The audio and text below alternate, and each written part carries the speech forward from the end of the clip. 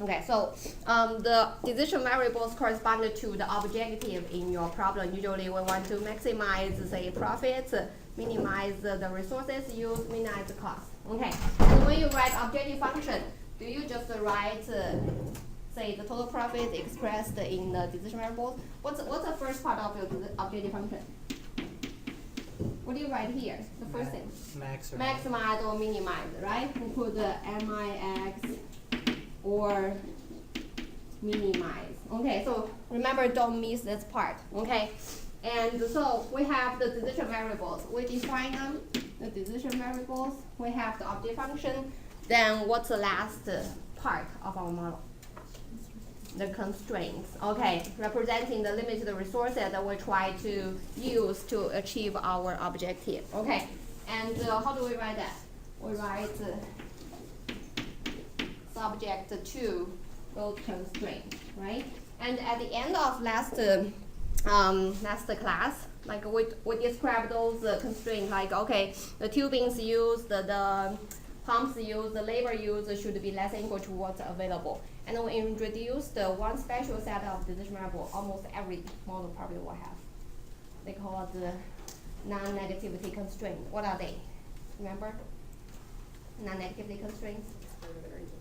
What's that? Something, or the x or whatever value is greater than or equal to 0. Okay, good, thank you. So your decision variables need to be greater than or equal to 0. Okay, so thank you. So that's the main thing I want you guys to know from last course. And I look at the feedback you guys give me. I can see a great group up here. Everyone try to learn the best, and I will do my best to help you learn the best. Okay. So today, while your memory is still fresh, we're going to continue to do some more modeling. And those problems may be a little more complex than the previous ones, but we'll just go step by step. Okay. So first, I'll give you this one. I'll let you read the problem statement. Oh, let me distribute this one first.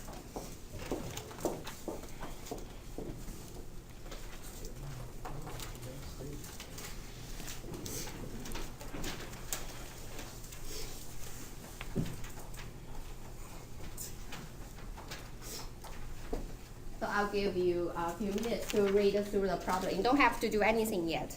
Read through it. Try to understand. And if you can, highlight the 3 parts.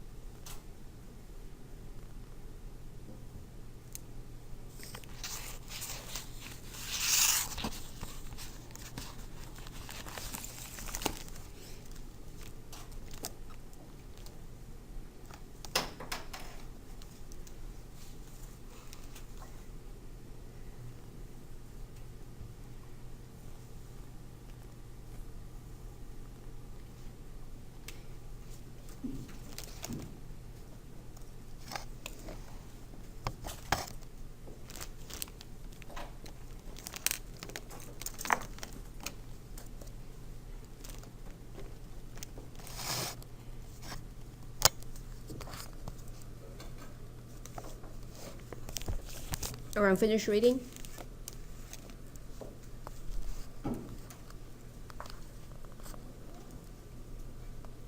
Okay, so we'll read them together. Okay.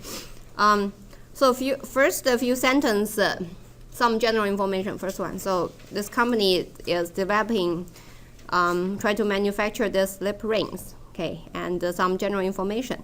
And they received an order totaled $50,000. Okay, we'll just highlight it. We may use it or not. We'll decide later. Okay, and for various quantity of 3 types of slip ring. So we have 3 types now. The following table summarizes the requirements for the 3 models of rings. Okay, so they have those numbers ordered in the first row. So that means we have to fill those orders for the 3 types. Okay, so for model 1, we need to fill the order of 3,000. Model 2, we need to fill the order of 2,000, and so on for model 3. And to manufacture the 3 models, they have 2 different resources in this problem. Okay, the first resource is hours of wiring, and the second one is hours of harnessing. They have those unit ones. Okay, and if we only look at this part, it looks pretty similar to the Blue Ridge hot top problem we just did last Thursday. Okay, so when it's kind of like if I ring the bells, if you look at this, okay, we have those resources required, a unit of resource, and they have some capacities here. So they have 10,000 hours of wiring capacity, 5,000 hours of harnessing capacity. Okay, so the hours of wiring and harnessing that we use to manufacture those 2 types of rings, the 3 types of rings to fill the order should not exceed those ones. Okay, so when we see capacity available, this is a sign of our constraints. Okay, so we'll say, okay, the constraint. So this is one constraint. And they continue to say, okay, however, this company can subtract, the company, unfortunately, they don't have enough wiring and harnessing capacity to fill the order. So the difference between this problem and the previous, the Blue Ridge hot top problem, is that in that problem, the company is able to make all of them. They have enough resources to manufacture all needed, and all they need to do in the previous problem was to maximize the profit. Okay, but in this case, it's different. They have those specific number of orders that they need to fill, but they don't have enough capacity, meaning they can produce some, but not all of them. But they have a different option, which is to subcontract a portion of this order to its competitors, buy some to help them fulfill the order. Okay. And they also give the cost. So the cost to make are here, and the cost to buy here. They want to determine the number of slip rings to make and the number to buy in order to fill the customer order at the least possible cost. What can you get from this last sentence?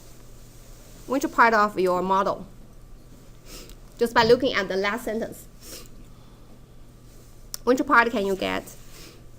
Objective function. The objective. Okay, what's the objective?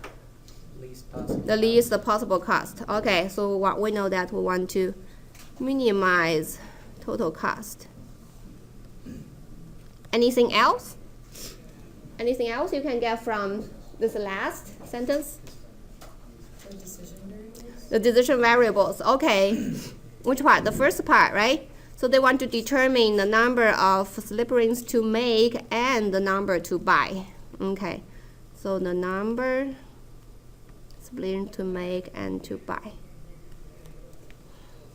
These are our decision variables.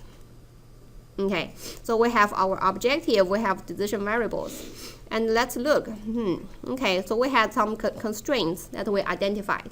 Okay, here, and we're going to use those ones, the hours. What about the ones that we didn't use? Numbers ordered, 3,000, 2,900. Where should we use those information here? Constraints, Constraints, why? because you don't need to make any more than those. So, Okay, you are not going to make more than ordered? yeah, and you're not going to make less than or Oh. we'll buy or whatever, yeah. Okay, so these ones are what we have to have at the end, whether you make or buy. Okay, so we need to fill those orders. So that means that the total number of model 1 slip ring that we're going to have eventually need to be maybe at least 3,000. Okay, maybe we'll decide to have more. It will turn out to be not economical because we don't have enough capacity. But the 3,000 is the order size. We have to make and buy, and the total need to be at least this much. Okay, so this is another constraint. Okay, so we are going to use those ones in the first constraint and these ones in the second constraint. What about anything else we're not using? Where should we use those ones? We have the cost to make and cost to buy. Which part should we use them? Are those any constraints or? Would those be part of the objection function? Okay, part of the object, because we said that the objective is to minimize total cost, right? And the total cost in this case now does not only include the cost to make them, but also include the cost to buy them. Okay, so here we're going to use them in the objective function. Now, see anything we missed.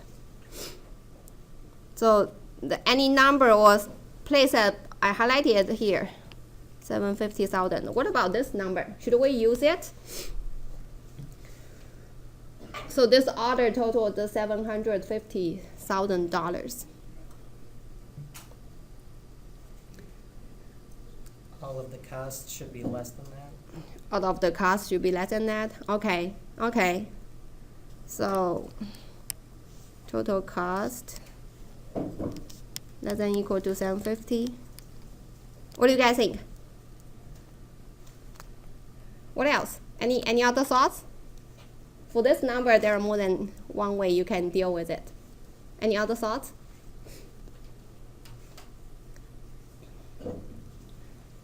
Let's say this is like a new company. They are just entering into the market, and they're trying to get all the 3 models because they make really good models. And we just assume the one that they subcontract, they will give the specifications. They will make exactly the same. Okay, and the new customer, they're just trying to enter into this market, and finally they get their first customer.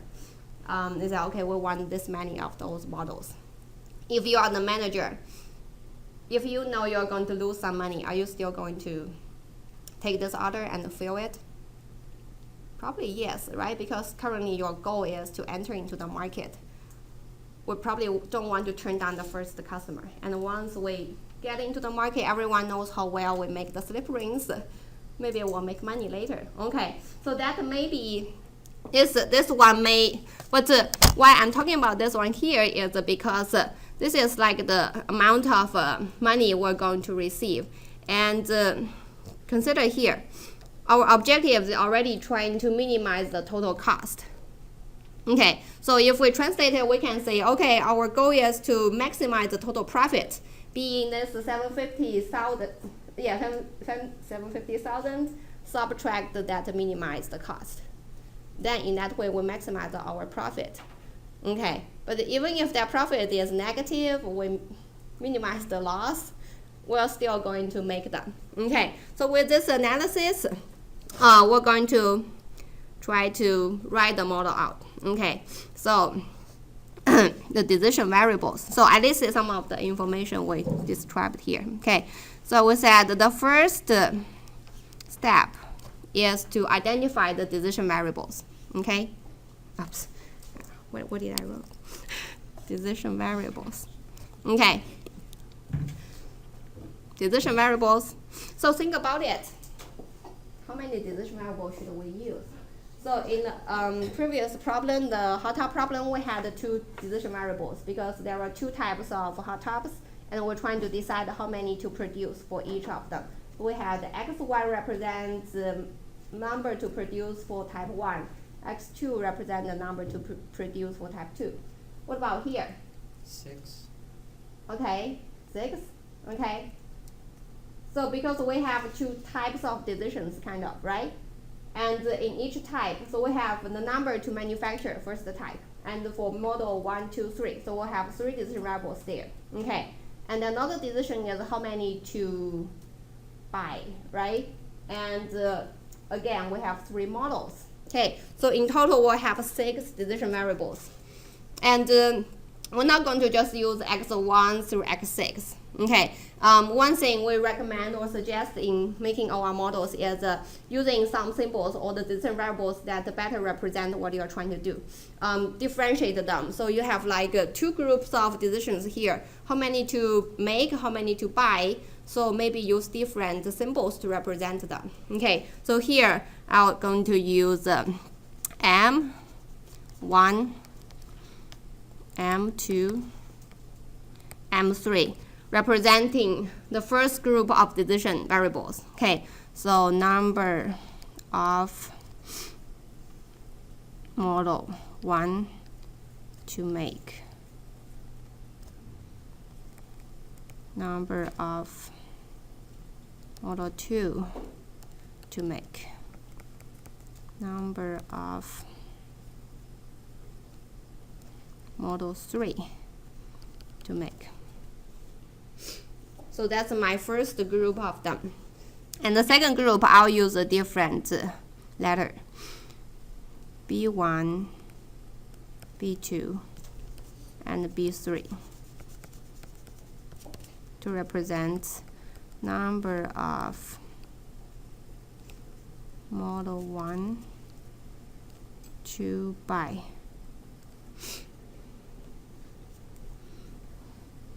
Number of model 2 to buy, number of model 3 to buy.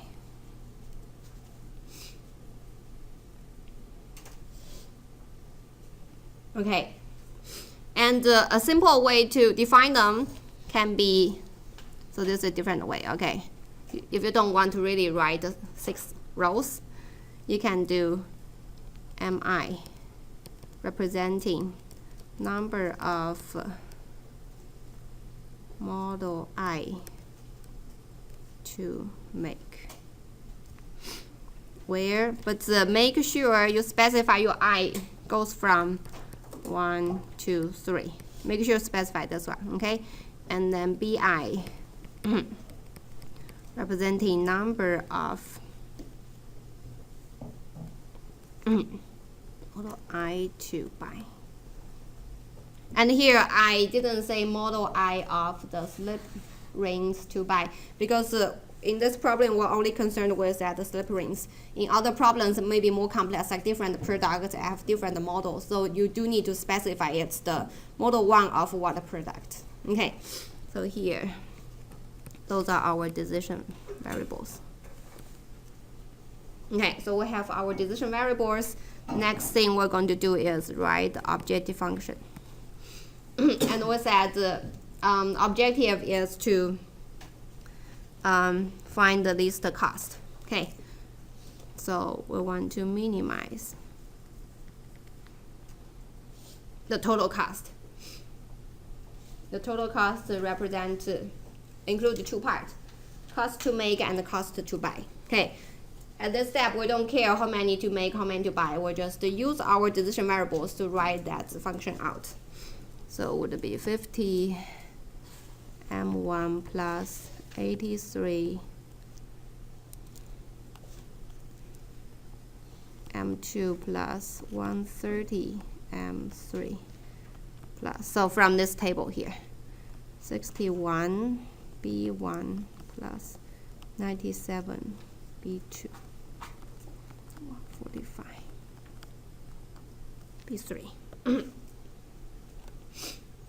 So we want to minimize this total cost.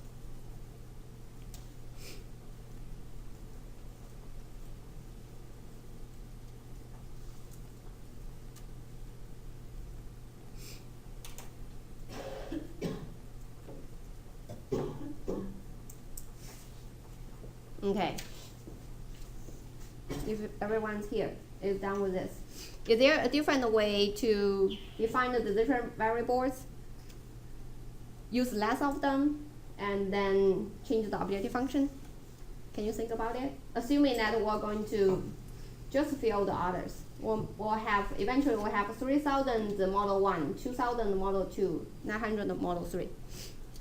is there a different way to define the decision variables and write the different update function? And you try.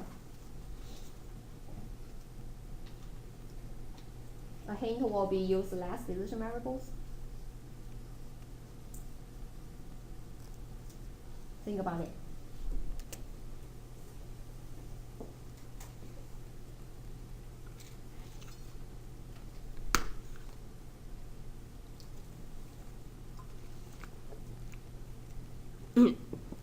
Follow my hint. So, assuming that we're going to have just 3,000 model 1, 2,000 model 2, 900 model 3.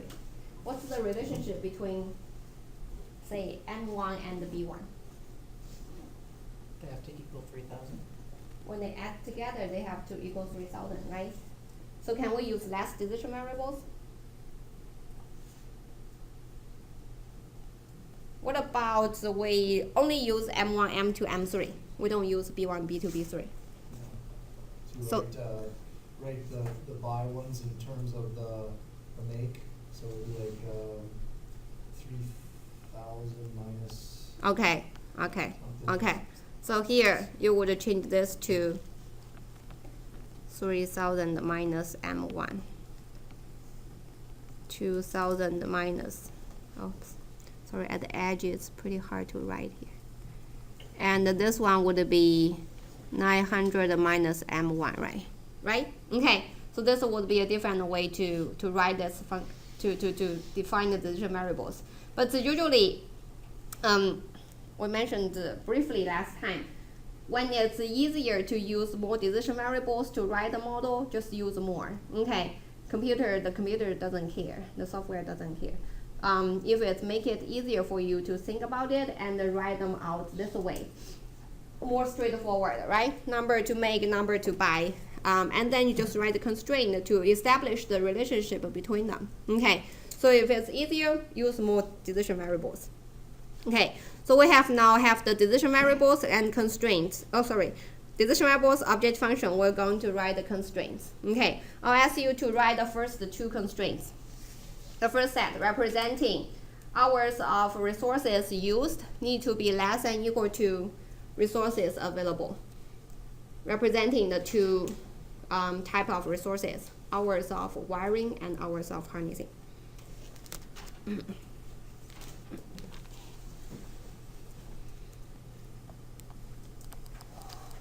Okay, so can you guys write the first group and let me know.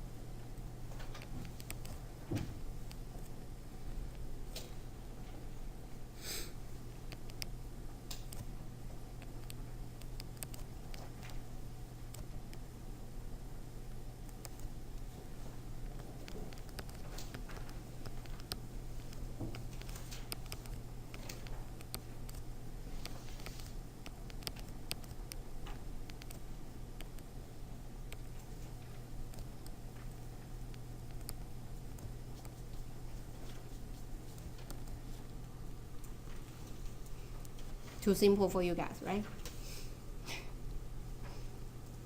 Okay, so this is the first group of constraints. Resources used need to be less than or equal to resource available. Okay, and if we continue with the way that we originally defined the decision variables, we have the M1 being, MIs being the number of model I to make, and the BIs representing the number of model I to buy. Then we have to write the relationships here. Okay, so B1 plus M1 representing the total number of model 1 that we're going to have eventually. We'll put greater than or equal to 3,000 here.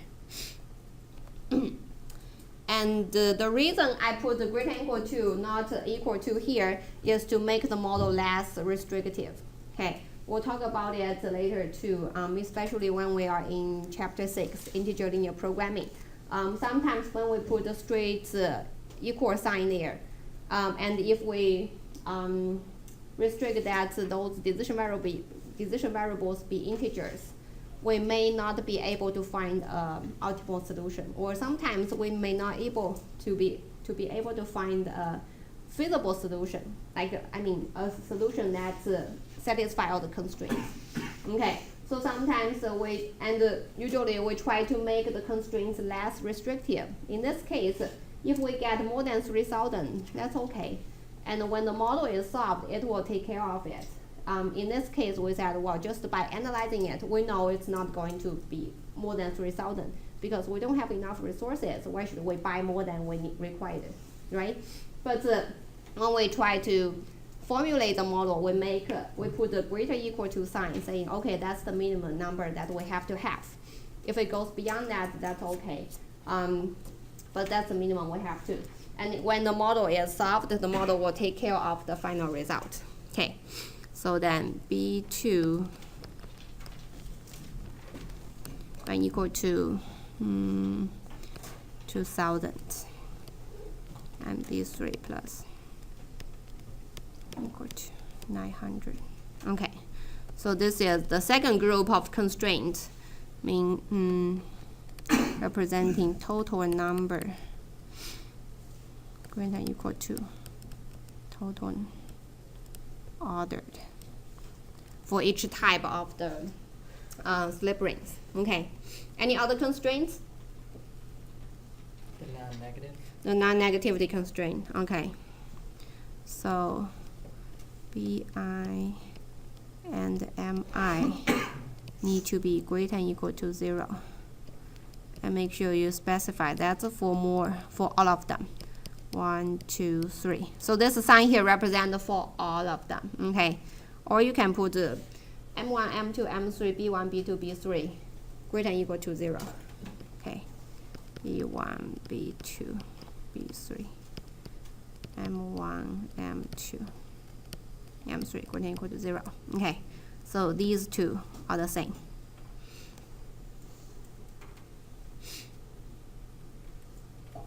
And later we're going to add some more constraint. We'll say B1, BI and MI need to be integers because we can make profit from a part of the slip ring. Okay, so that's the problem. So we go back to check. Okay, so we didn't need to use the 750 in this case. Okay, so this one we did use it in the constraint. Those one the objective function. Okay, so we used all the information. This is one way to go back to check if there's any hidden constraint that we didn't use. Okay, so this is the model. Okay, next we're going to do an investment problem. So you may be curious, okay, how do we solve them? We'll talk about how do we solve them later. Okay, so here we'll just try to do as many models as possible. Okay, so this is the second problem. Any step, let me know if I'm too fast or if I'm too slow. Okay, so you're too slow, too simple. Keep going.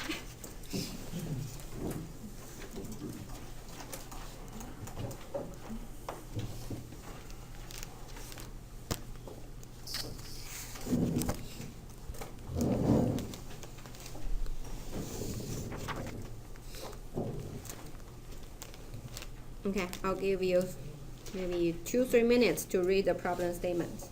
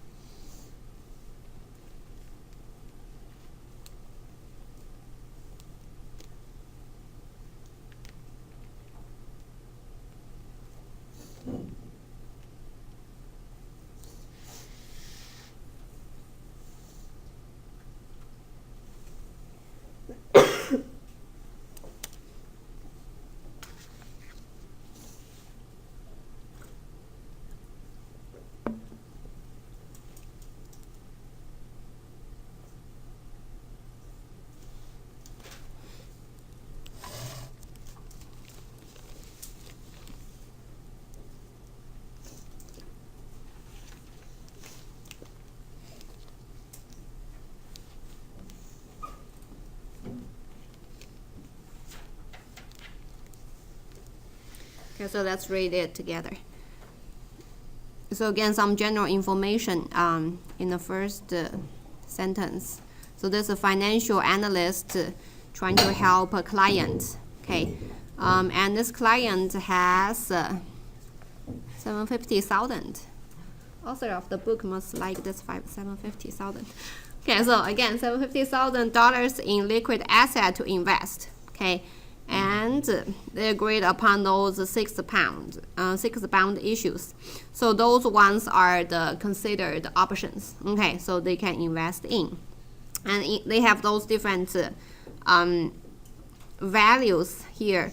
They explained here. So return, those are the yield, and years to maturity indicate length of the time when they are payable, and the rating here representing the risk. And the brand believes that all of the companies are relatively safe investment. However, to protect his client's income, they agree that no more than 25% of non-money should be invested in any one investment. Okay, I'm going to highlight this one. And at least half of the money should be in long-term bonds. And how do they determine long-term? That's 10 or more years maturity. Okay, and even though DEO offer the highest return, it is agreed that no more than 35% should be invested in those because they have the highest risk here. They have a lower than very good value here. And the brand needs to determine how to allocate his client's investment to maximize her income while meeting their agreed upon restrictions. Okay, so usually the last sentence is the one that gives us a clue on the decisions and the objective, right? Okay, so what's the objective? Maximize income. Okay, objective. Okay, maximize the Income. okay, maximize the income. Okay, so that's our objective, where we're going to write the objective function. Okay, and what's the decision? What are they trying to decide? Where to put the money. Where to put the money? Okay. Or in another word, how much money to put in each of those options, right? If they choose not to put in one of them, then just like $0 in that option. Okay, so we can say that's these are like how to allocate. So we'll translate that into okay, how much money we put in each. So the decision variables, how much money to put in each of those bound issues. Okay, and then we have some constraints here. We already highlighted them. And those ones, those are like those keywords that signal those are constraints. Okay, no more than, at least, no more than. Okay, so those signal your constraints. And what about this one? Should we use this one? The $750,000.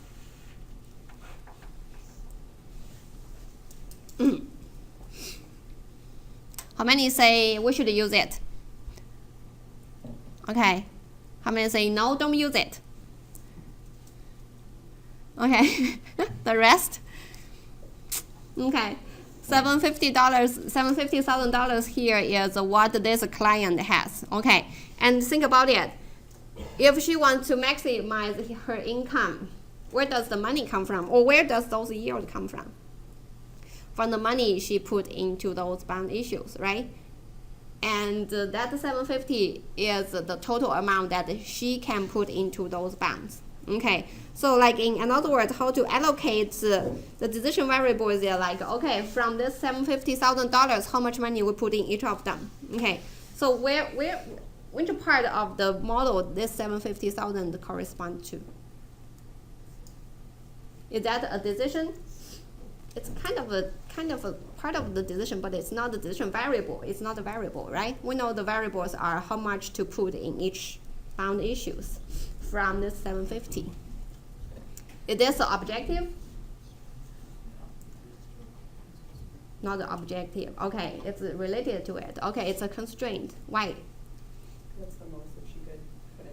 Okay, so that represents the most she can put in. Okay, so the total amount of money that you put in each of the those bound issues should not exceed what she has. Okay, good. If we forget this, if this financial analyst forget this constraint, everyone will love him. Or go to just use other people's money to invest, right? Okay, so this represents a constraint, okay? And let's write them out. So the objective function, again, there are two ways of defining the objective function. Sorry. The decision variables. The decision variables. Two ways of defining them. I'll do the first one. I'll ask you guys think about the other one. Okay, so we'll have in this case, I'll just use the first letter of each of those bound. Okay, I'll say A represents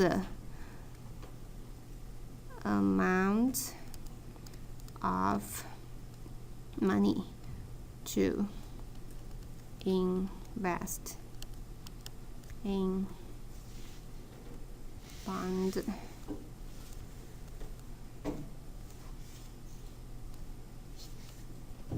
chemical.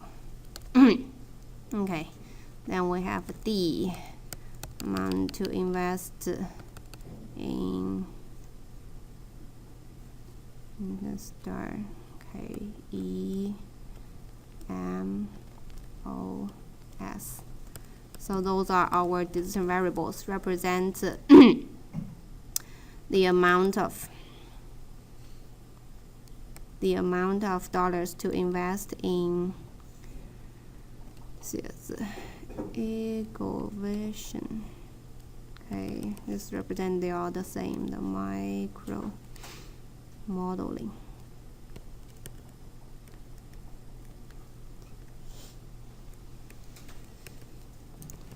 And several systems.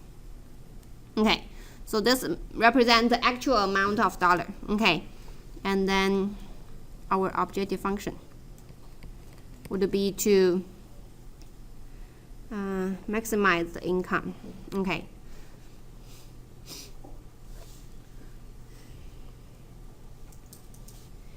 And again, there are two ways of defining this objective function. When you look at the income, how do you interpret it?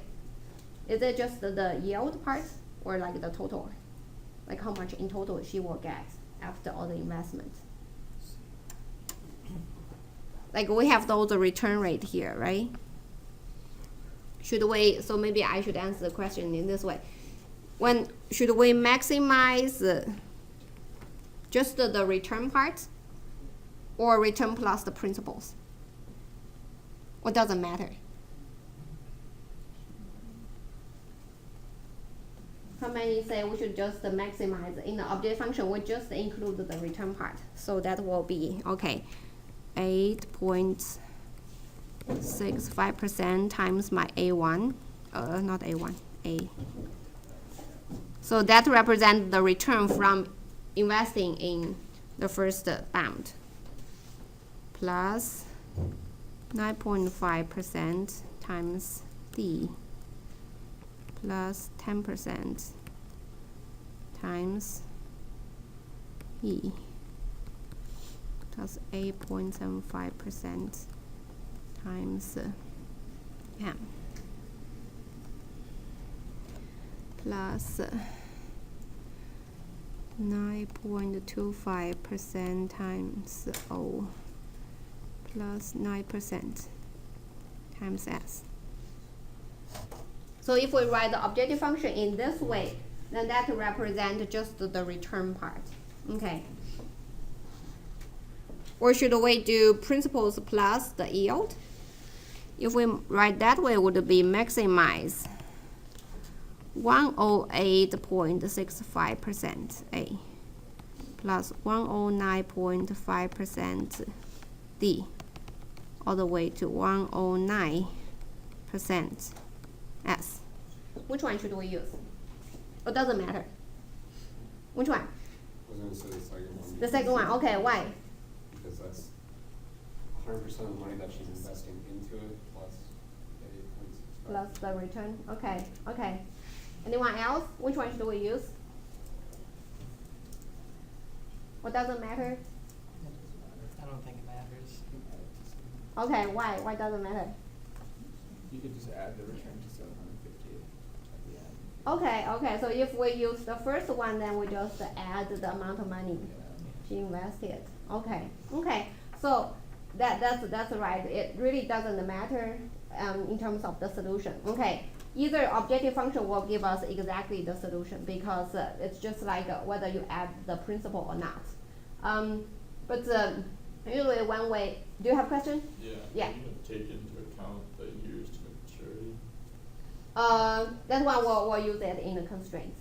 Okay. Okay. Yeah. So like for the, yeah, that's a good question. In this problem, we're not considering like the time frame. Yeah, that's a good question. Some of you may think, wow, they mature like different years. Should we like do reinvestment? Like okay, one of them E matures in 6 years. Should we do reinvestment or what?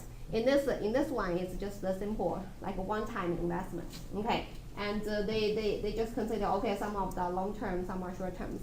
In later we'll talk about one problem that's pretty complex that will consider reinvestment. So the year of maturity will be used at other place too, if we consider reinvestment. But in this one, we'll just ignore it for now. Okay, we're just saying okay, in the next when this person retires, maybe in 13 years, those will be the total amount. Okay, then back to what we said, the two objective functions when we write them in either way, we'll get exactly the same solution, meaning the decision variable values or the how much money we're going to put in each of those bounds, they will be exactly the same. The only difference will only be the objective function value. Okay, the objective function value, when those decision variables are solved, the first objective function value will represent only the return part, the yield part. And the second one will represent in total how much money that person will get. So personally, I would like using the second one, just so that when the problem is solved, your objective function, that value show in your objective function, you're saying, okay, you can tell the client right away. You don't have to, okay, do another calculation, add that 750,000 there to say, okay, this is the total amount you will get when you invest this way. Okay, so this is just thinking about like, okay, one last step for you to calculate. So that's the objective function. And then what about the constraints? So we highlighted some of those constraints here, right? We said, okay, first, 750,000, that's the total amount we have, okay? And we had some keywords here, no more than, okay, so I'll say this is the first one, the very obvious one, okay?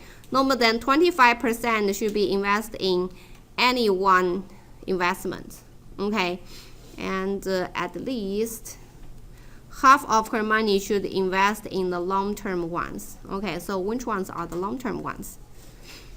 They define as mature in 10 or more years. So these 10 or more years. Okay, so basically, put it here. The long term. So the long term.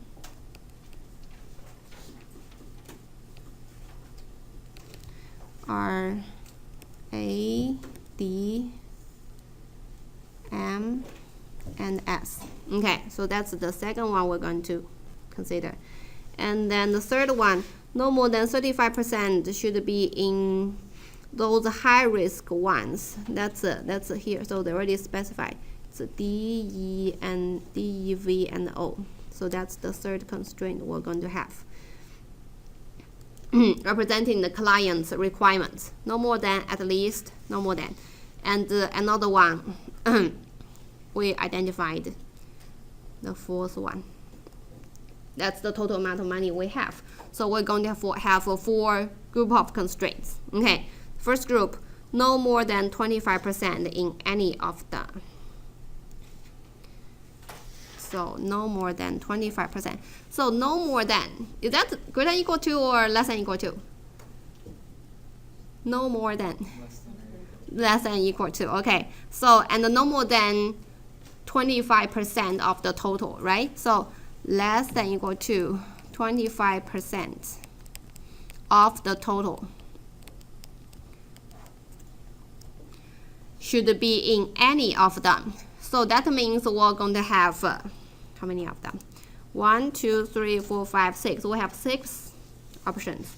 So that means we're going to have 6 constraints. That's A, D, E, M, A, D, E, M. Does that work? Could you write that like you did with the non-negative constraint? Yeah, we can do that. Yeah. You mean like a horizontal way, right? Yeah. Okay. I'm going to, yeah, that's one way, or so A, D, E, oops, D, E, M, O, and S. Okay, so they need to be less than or equal to 25%. That's our first group of constraints. When we say group, we mean there are, when you implement, there are 6 constraints. Okay. Then the second one. So we take care of the first one. Second one, at least half of them in long-term bonds. At least half of her money. How do we write this one? At least half of her money in ADMS. Should we have a 4 constraints again, or Like the sum of the 4 of them has to be greater than. the sum of them? Okay, because it doesn't matter how much you put in each individual, right? ADMS together, they represent the long-term ones. Okay, so the sum of them need to be at least half. So A, D, MS need to be at least 50%.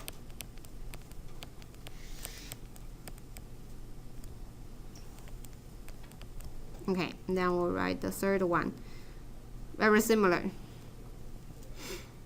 No more than 35% of the money should be in DEVO. So this one is similar to the long-term ones. Okay, so no more than, and then we know no more than less than or equal to 35% should be in DO. Right? DO. Yeah, okay.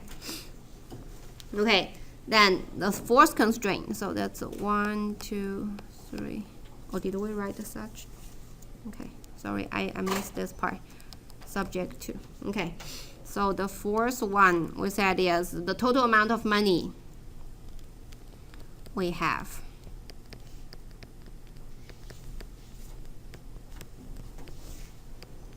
Okay.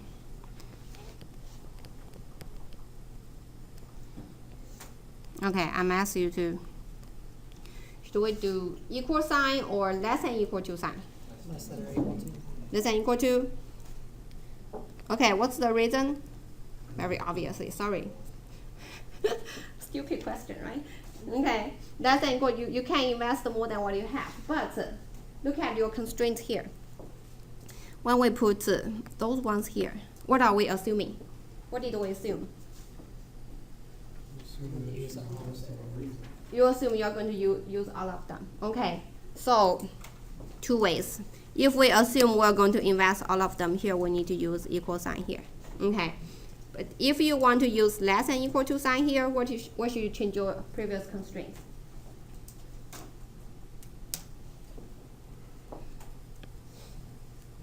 If my fourth constraint, I'll say, okay, just by looking at this problem, it's profitable to invest in all of them. Okay, in some cases, it may not be profitable. Like if we do like a repeat investment, it may not be profitable to use all of the monies. say, okay, let's just say we're not going to invest all of them. Say like if there are more constraints, say you can, for some of the options, you can only invest this much. You cannot go beyond this much, or at least you have to invest much. So in those situations, we may not use up all of those money here. If this is our constraint, how to make your previous constraints more accurate? By not assuming that we're going to use up all the money in every case. For example, the first constraint, how should we change it? We put it here with that because we assume we're going to use all the money. But when by adding a less than sign, we say, well, there's a chance we're not going to invest all of the money. Then it's not right to put the 750,000 here. Okay, so how should we write the first constraint? Remember what's the constraint representing? Each of them should not go beyond, should be no more than 25% of all the money invested, right? All the money invested. So how do you represent all the money invested? A plus D. The sum of them, right? Okay, A plus D plus E plus M plus O plus S. Okay, so then similarly, you're going to change these parts to the sum of your constraints, sum of all your decision variables. Okay, so this is these are two ways of writing this model. And in this one, we'll use this first model because we know that it's profitable to invest all the money. So this assumption, in other words, this assumption is valid. We're going to invest all the money. Okay. In some more complex problems, we can't make that assumption we're going to invest all the money. Okay. So now we have this model here. And what else we need? Non-negativity. Okay, so we can basically just write here. Okay. So you can just add here. So those ones, each of them need to be greater than equal to 0, less than equal to 25% of all the total money. Once you are done, think about, is there a different way of defining the decision variables?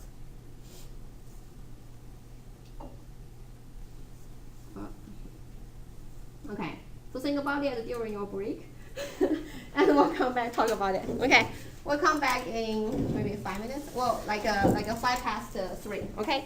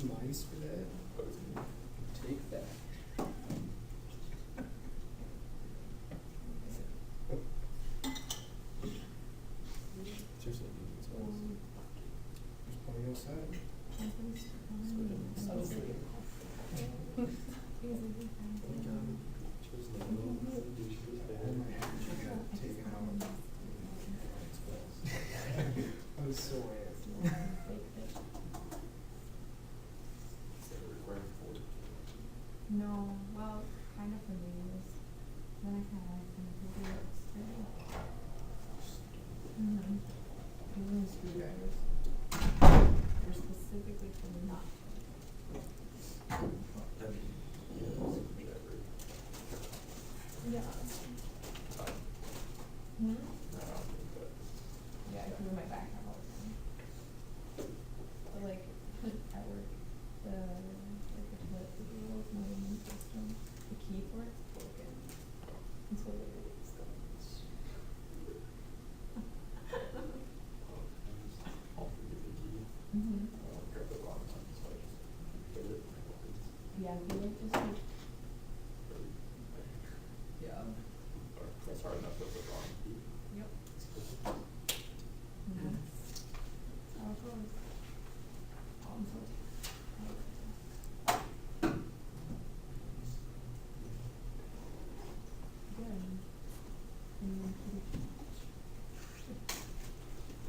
Sure you know he's my best friend. He definitely tried to keep it. It's another dimension. I have a password on that crash.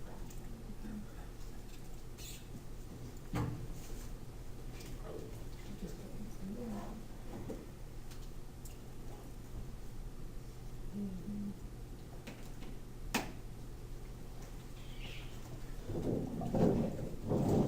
You might go next to the first spray.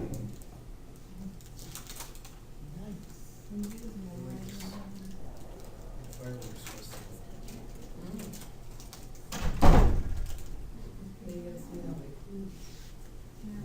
That's in the middle of Mexico.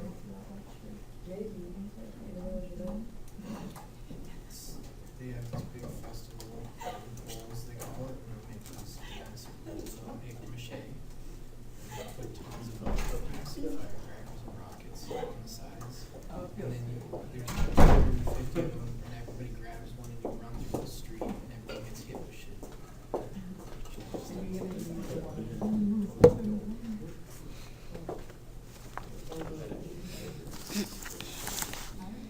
Yeah, you speak Spanish. You should just not go on the cruise that you go to Mexico with my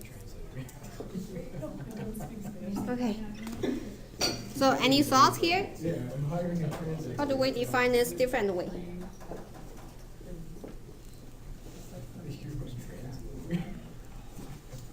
So in the original model, we defined the decision variables as the actual amount of money we're going to put in each bound.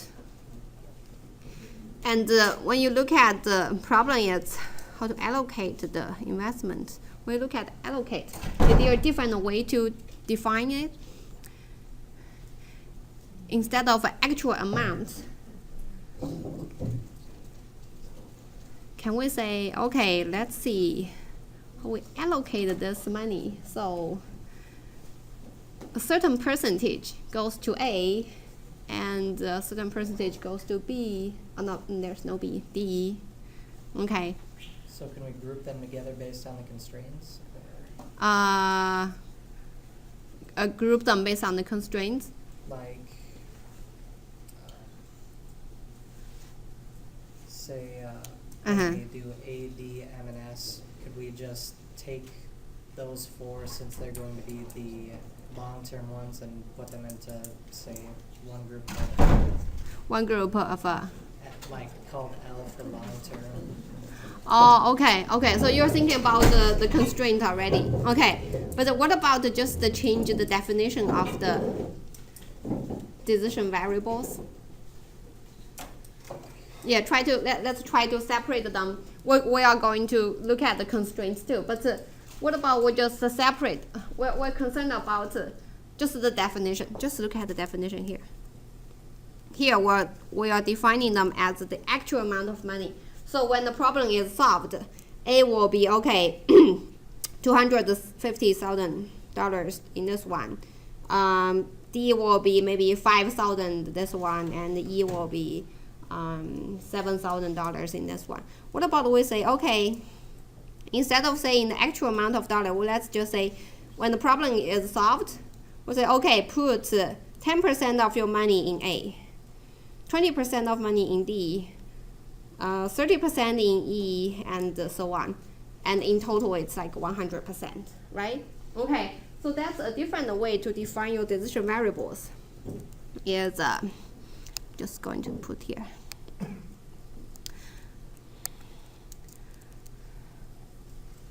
the percentage out of the 750,000 to invest in those different bond issues. Okay. Yes, question? Could we have called these just like investments, like capital I, sub I, and that sub I be Like a bracketed AD. 1, 2, 3, 4, 5, 6, you know, because there's six investments, you know? Yeah, you can. Like the way you specify the decision variable, what kind of a letter you use, it doesn't really matter. Okay. Like here, I just try to use the way when you see A, okay, it's intuitively pretty clear. Or you can do like a XA, XD representing amount of money or percentage in AD. So choose the way that you think is most simple and understandable for other people. Okay, yeah. And here we're going to use the same letters, but definition here is percentage. Okay. Then with this definition, how are we going to change our objective function? Our original one was this one here.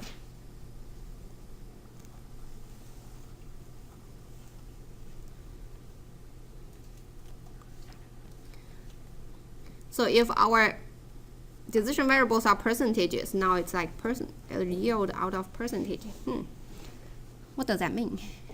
What? So this the objective function probably doesn't have a real meaningful value here, right? How can we change it? So okay, after the problem is solved, so I'm going to add the 1 0 here. So after the problem is solved, we still get the amount of money that we're going to this client is going to receive.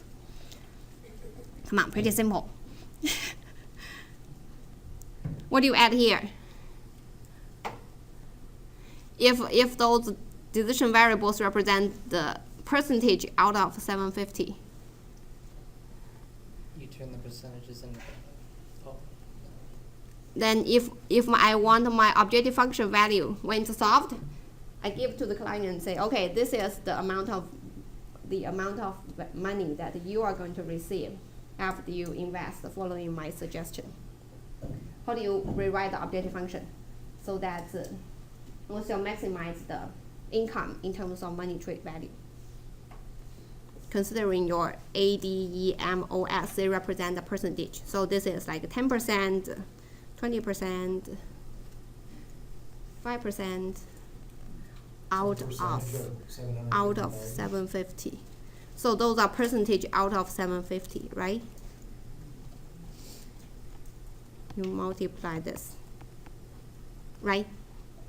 So the first one is, okay, the yield rate. Okay, so for the 8% of $750,000, you times its yield rate, right? Plus the yield rate multiply the percentage you are going to invest in D out of 750. Okay, make sense now? So the objective function now is the actual amount of money. Okay, what about the constraints? Let's change the constraints. Remember, our decision variables represent the percentage now. They are no longer actual money. They actually make the constraint simpler. How to change the first constraint?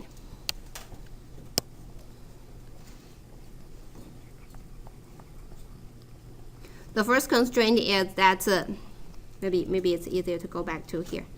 The first constraint is no more than 25% of the money should be in any of those in any one investment. And our decision variables now are percentages. So the percentages you give to any one investment should not be more than 25%, right? Right? So you basically just need to take away all of those, right? Okay, so the percentage of money you put in any of them should be less than or equal to 25%, right? On the left-hand side, so I'm going to take this out first. So we call this left-hand side.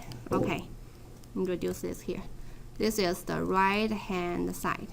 Okay, On the left-hand side, the unit is percentage, right? And on the right-hand side, the unit is also percentage, okay? And the total percentage you put in all the long terms need to greater than or equal to 50% again, okay? And the total percentage you put in those low-risk ones need to less than or equal to the 30%, okay? What about the fourth one? Originally was this one. But now my decision variables are percentages. So what should we do for the last one? 100%. The equals to be 1, right? We just say, okay, we're going to invest all of them. Okay, so this is one way to check if, check the unit on each side. Okay, the unit on the left-hand side should be, left-hand side unit should be equal to the left-hand side unit, the right-hand side unit. Okay, so this is one way to check whether your model is correct. If, for example, if that's how we modeled it, when you check it, oh, on the left-hand side it's a percentage, and on the right-hand side it's actual dollar amount, so they're not equal. Okay, so in some future problems, this may be a problem that or issue you need to be aware of. Check to see whether your units are the right. Okay, there are problems including percentages, pounds. Some students have their model like the left-hand side is a percentage, right-hand side is a pound. If the unit don't match, then it's not right. Okay, so here same. Then greater than or equal to 0. Okay, so this will illustrate there are two ways of defining a model. Depending how you define your decision variables, and the model will be different. And also different ways, even if you use the same decision variables, there are different ways of defining your objective function. So choose the one that you think makes the more sense. Okay, like the one we said, okay, let's just put the principles together, so it's just one step straightforward. Okay, any questions on this side? Okay, no? Okay, we'll talk about another one day. I'll try to do, see if we can do one more. Let me see.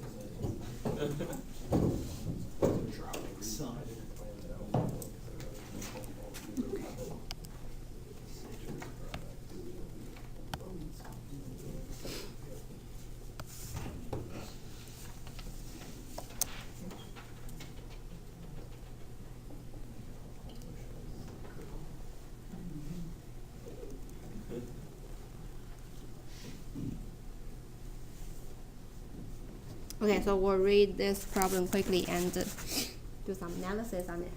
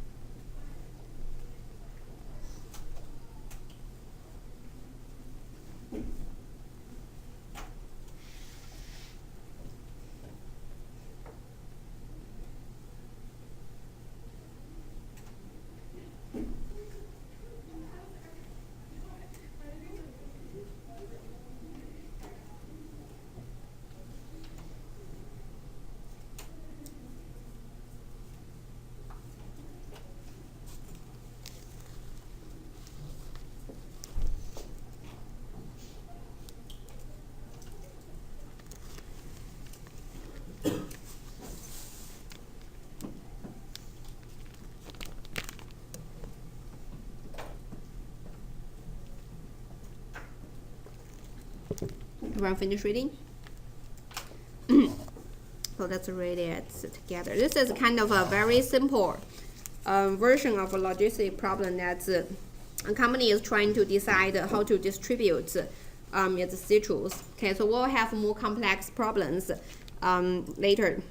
But this is like the simplest one, representing like a typical transportation problem where you have the supplies and the demands. Okay, so this company is a grower and distributor of fresh citrus, and so they have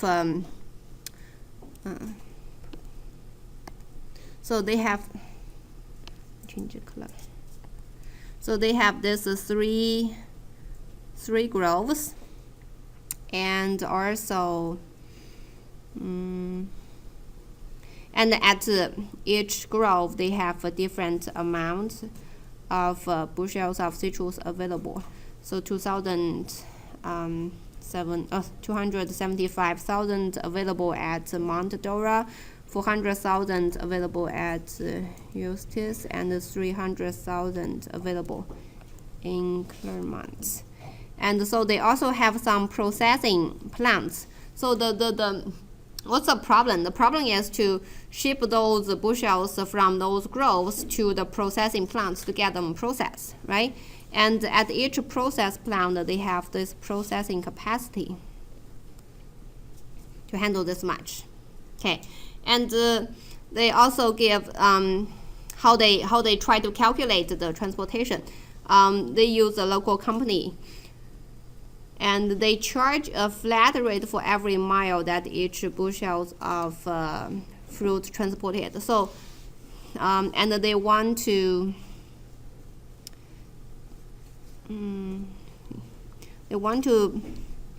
minimize the total number of bushel miles. So, meaning how they calculate this the objective is like, okay, how many bushels transported per, like multiply the miles. Okay, and in this table here they give the miles, the distance in miles between each pair of those groves and the plants. Okay, so if we just kind of analyze this problem, so they have those so that's Mount Dora and Eustis and Claremont. Okay, so these are 3 plants, and they also have 3 processing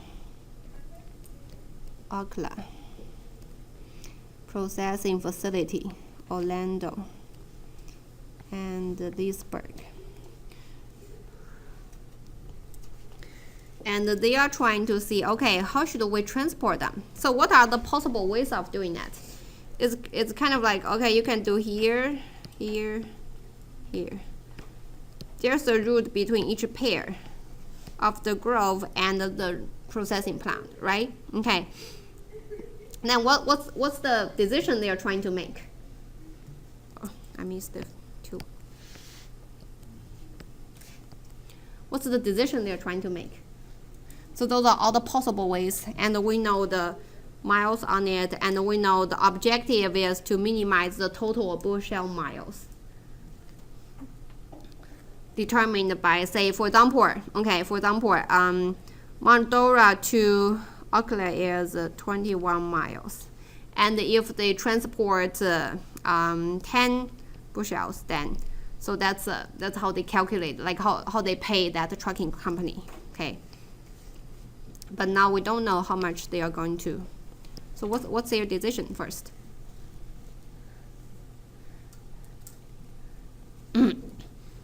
Like their decision is how to transport them, right? But that does not help us to write the decision variables. To write the decision variables, we need to translate that's need to more specific way. How to transport them, and we find, okay, those are all the different possible ways of transport them. And what are we trying to decide?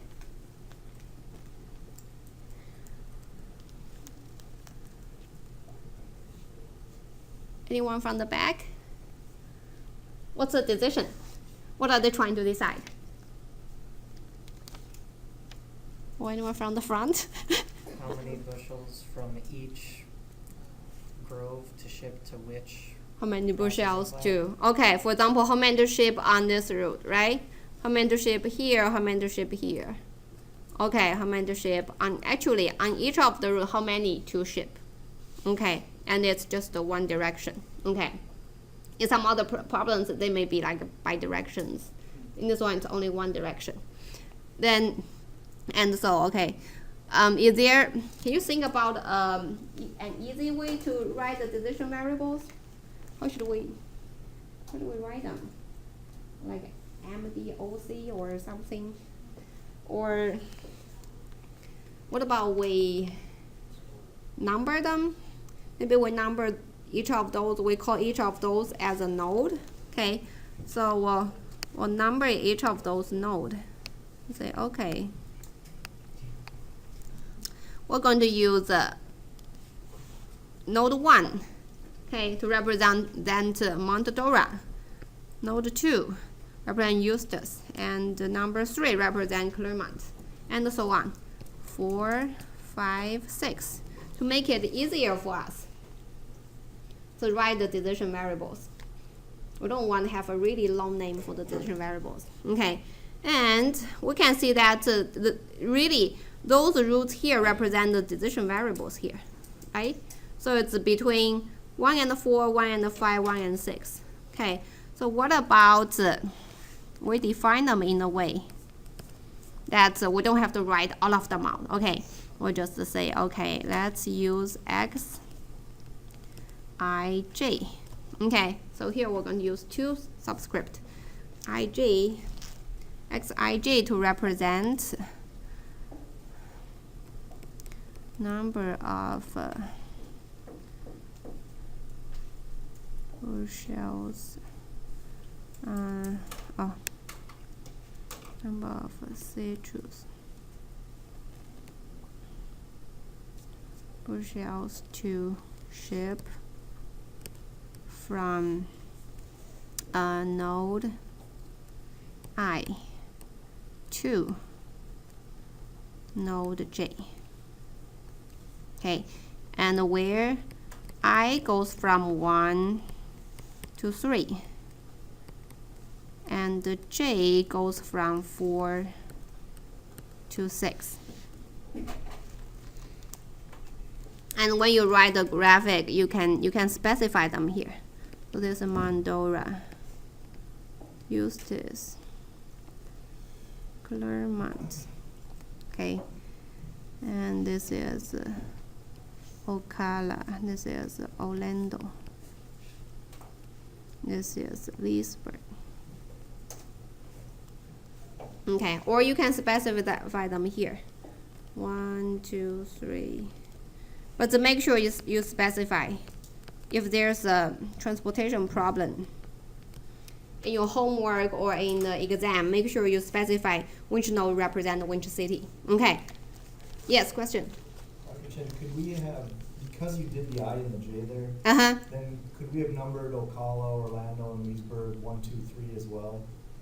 Oh, you mean on this side? Yeah, you can do that so too. You're guessing orchards and processing plants, 1, 2, 3, and then the other question would be, when you write in I equals 1, comma 2, comma 3, is it also correct to write I equals 1 dash 3? Yeah, Would that be yeah, acceptable? yeah, Okay. yeah, they are acceptable. You're Yeah. just basically telling us, or telling the viewer what range of actual numbers are going to be, could be plugged into that Right, variable. right. As long as you specify. Yeah, here, because it's only 3 numbers, I can either do 1 dash 3 or 1, 2, 3. Mhm. So I choose the But one if it that's. was like 60 different processing plants. Then you do definitely like 1, dash. 2, Yep. 1, comma 2, dot 60. Oh, okay. So Yeah, dot, so dot, dot, that's dot. like the way we usually use in. I'm just thinking defining the like mass. UPS or somewhere like that. It's Uh-huh. got like a lot of different Sure, facilities. sure. Yeah. And back to your question, whether we can do 1, 2, 3 here. For this problem, yes. In some more complex problems, like the why we did 1, 2, 3, and here 4, 5, 6, is because later in some more complex problems, some of those nodes may represent So I've introduced this. So this is demand node. Okay. And this is I forgot the term suddenly. What count? Demand node and supply node. Okay, so in some later problems, we may have some of those nodes representing both the supply node and the demand node. Okay, so then when you use when you use the same number, if you start from 1, 2, 3 again, that will mix them. It will make it hard. So starting from here, we'll say, okay, let's just number them in the sequence. Okay. It's confusing Yeah, but here you because can do that. You could end up with an X with a sub 1, 1. Right, and you rather don't know than which the- one it is. Is Yes. supplier demand, okay. Yeah, good question. Yeah, here you can do 1, 2, 3 for this simple one. Okay. So now the decision variables we define as the numbers of citrus bushels to ship on each of the route. Okay. Now we can write. Okay, what about the objective function? We said the objective function, the objective, is to minimize the total number of bushel miles. So basically, you take your decision variables, multiply the miles, right? We said, okay, if we ship X1 units on this route, and the distance here is 21. So then that's how much I'll get charged on this one route. Okay, and if I, 1.4. If I ship X1 5 units on this second route, and the distance between them is 50, then that's how much I will get charged on this specific route. Then now take into consideration all of them.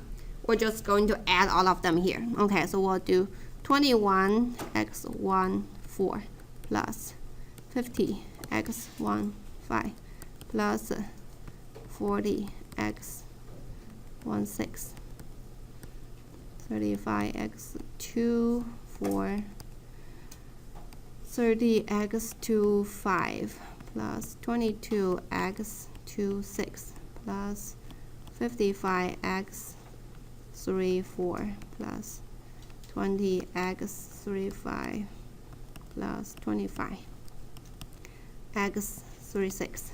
Okay, so that's the objective function. We're trying to minimize the total bushel miles. Okay, pretty simple. Then let's look at the constraints. We have some supplies here. Okay, we're going to write those by our graph. So in Mandora we have 2,000. So we're going to use 1,000 as a unit to save us the time of writing all those zeros here. Okay, so that's 275K available here, and 400K available here, 300K available here, and they also have some processing capacity. Ogla has 200K, 600K, and 225. So those are all the given information. Then if you look at it, okay, so they have the supplies here. Mandora only 275,000 bushels need to be processed, and we ship them out in this way, and that way. So what do you think? What will be a constraint representing, okay, maybe the citrus was shipped out? Intuitively, would you think, okay, maybe we should not ship out more than what we have, right? And so that's on this side. So for all the supplies, maybe we should not ship out more than what we have. Okay, what about on this side? Those are processing facilities, and they have their capacity. A capacity is a keyword. What does it mean to you? Can ship in more than what you can process, right? Okay, so let's write the first one. Yep. So for node 1, the available is 200 75,000. That's the supply there. Okay. And how many are you are shipping out from where? From there. How many you are shipping out from node 1? In the formula. What's that? Less than or equal to 275. Okay, but what about the left hand side? What's that? The amount? Okay, amount shipped out. Total amount shipped out need to be less than or equal to available, right? Okay, so if we look at how many were shipped out, sorry, what's your name? Miranda? Miranda. Okay, so Miranda suggested would be x14 plus x15 plus x16. Okay, everyone agree? Okay, so those ones are the ones that will ship out from node 1. Okay, so let's write it. x14 plus x15 plus x16 need to be less than or equal to what's available. Then we'll do the same for all the supply node. 400K here.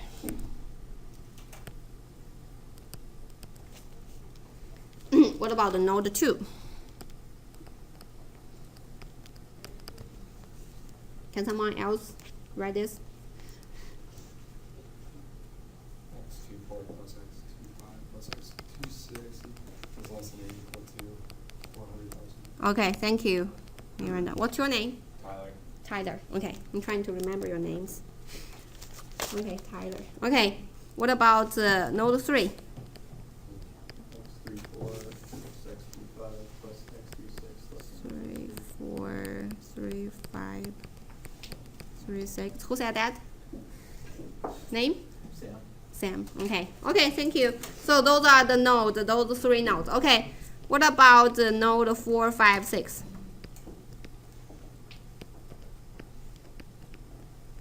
Let's look at those nodes. We said those 4, 5, 6 represent the processing facility. They have their capacity. Node 4 has a capacity that can process up to 200,000 bushels. Okay.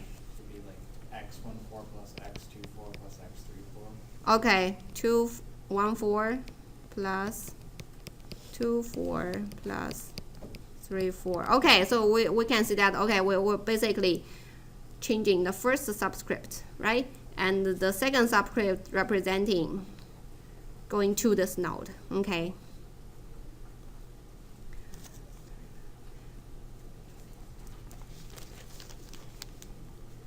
Okay, what about node 4, 5, 6? What's your name? Kellen. Callan? Callan, okay, Callan, yeah. Node 5 should be x15 plus x25 plus x35 is less than or equal to 600K. 600K. Okay, good. Thank you. Okay, one last chance. Anyone else?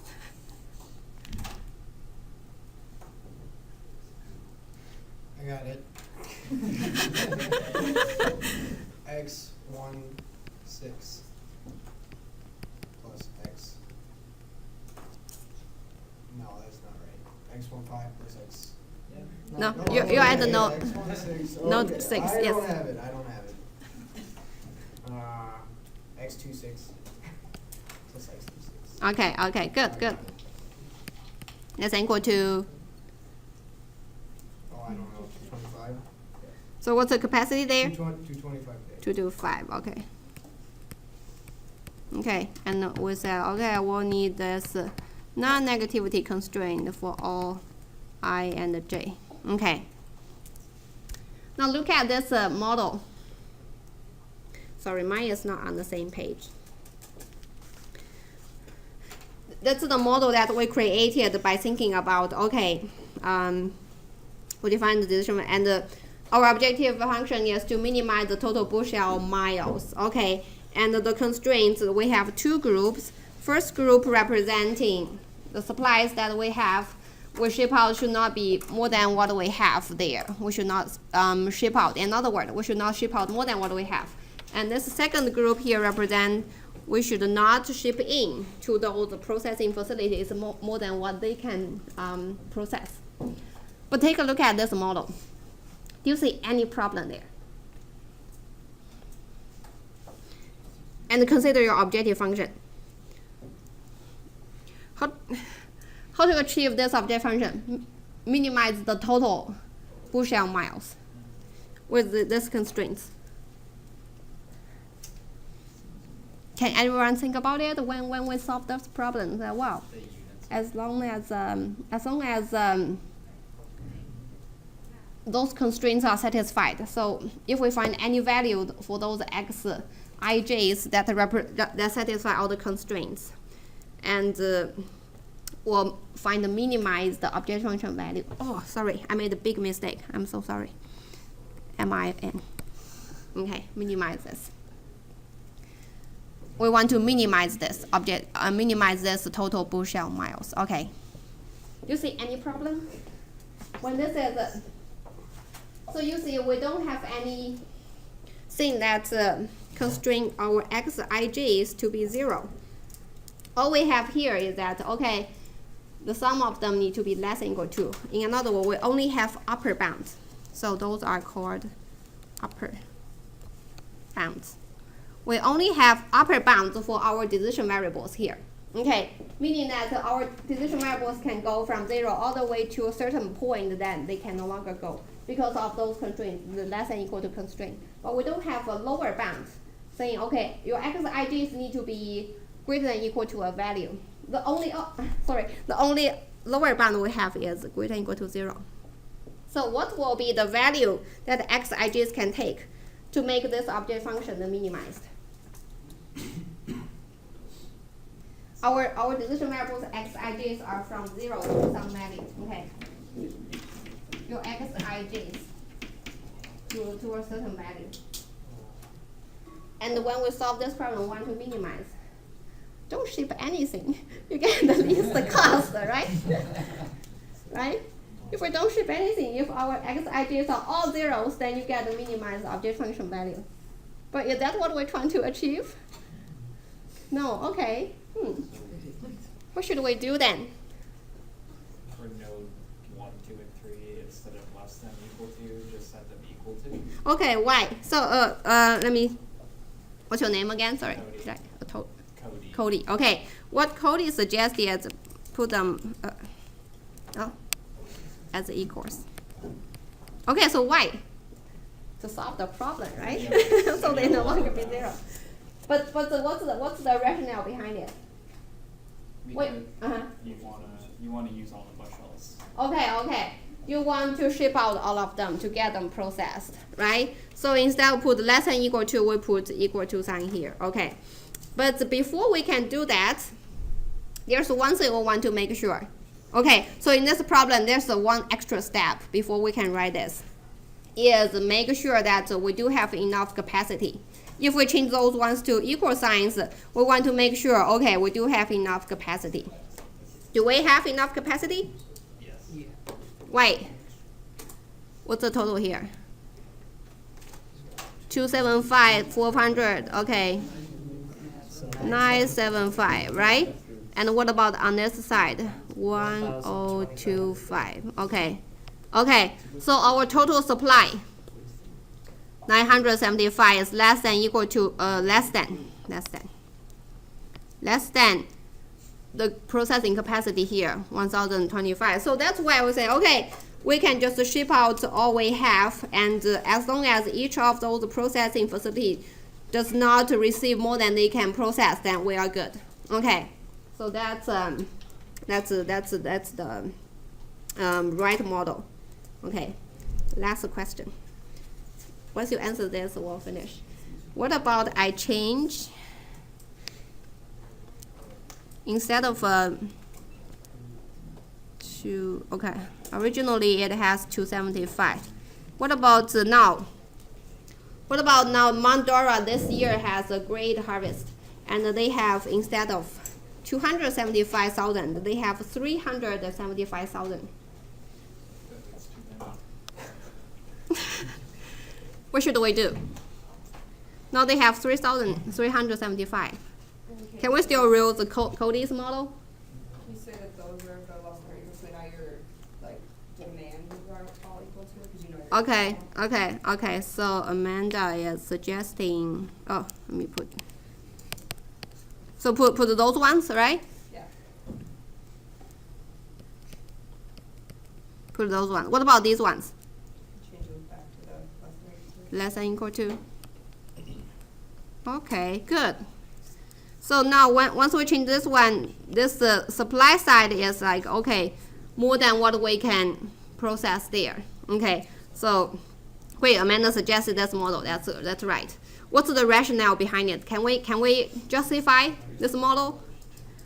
You know all of your Mhm. your like demands are filled, and then you don't know what you need. I mean, you have to decide what ones you need to spend. So it's gonna be you're not going to spend everything, but all your goods will be filled. Okay, good. Because we know that we can't process all of them, so we can't process. We can't send all of them out. Okay, so that's why on the supply side we say okay, less than equal to. Don't send all of them out. Okay, but on the capacity side, because we know that we don't have enough capacity to process all of them, why don't we just use all of them? If we said less than equal to, that doesn't make sense. Put the equal to that, say okay, we are going to use all of them, and as long as we don't send out all of them, we are fine. We should be able to find the optimal solution. Okay, great. So you have 2 homework assignments. One homework assignment containing 2 problems. Okay. So I'll talk about it. So there are just 2 problems, and it's due next Thursday. So this coming Thursday, we're going to, so 2 days later, we're going to talk about how to implement those in Excel solver and solve them. So in this homework problem, if you want to start to do it, you can do the formulating part, like what we did in class today, okay? And also, there's something I need you to do before next Thursday is that install solver. Where's model 2? Yeah, here. So install solver on your laptop following this instruction here, and then bring your laptop on Thursday. We'll do that in class. Okay, on time. Okay. See you next time.